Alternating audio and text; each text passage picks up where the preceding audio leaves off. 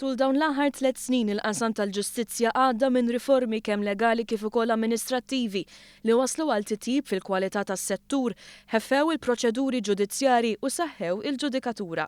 Is-sena 2017 se tkompli tara twettiq ta' riformi bżonjużi li semmew il-kol fil-budget.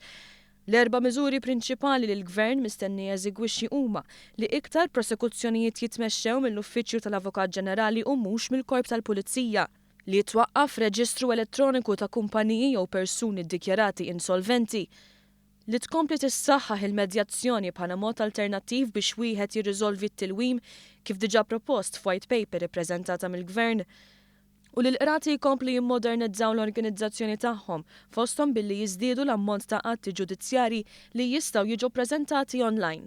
Għal dan il-għan fil-budget is-servizz ġudizzjarju kien allokat total ta' iktar minn 13,600,000 euro.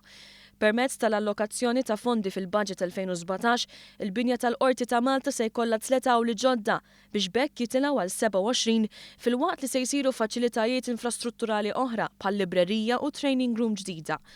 Lilin mix-xogħol infrastrutturali fil-budget hemm allokati fondi għall-istudji li jistgħu jwasslu għal tibdil fis-sistema tal-qrati kif nafu għallum biex issir iktar organizzata u l-kawżi jinqataw fl-iqsar żmien possibbli.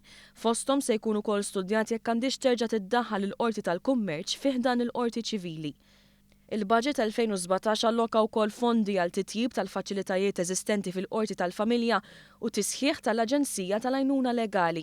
Dan fil-waqt li mistennija titwettaq il-weda li l-Qorti Għawdex tkun assenjata mħallef biex il-maġistrati ma jibqgħux iservu ir-rwol doppju. Fl-2017 il-Gvern qed jippjana wkoll li jestendi l-proġett pilota ta' sistema ġdida tal-informatika fil-kamp kriminali. Dan binan li kull ċittadin jingħata servizz ġust mill-qrati fil-ħin u mingħajr ebda dewmien żejjed.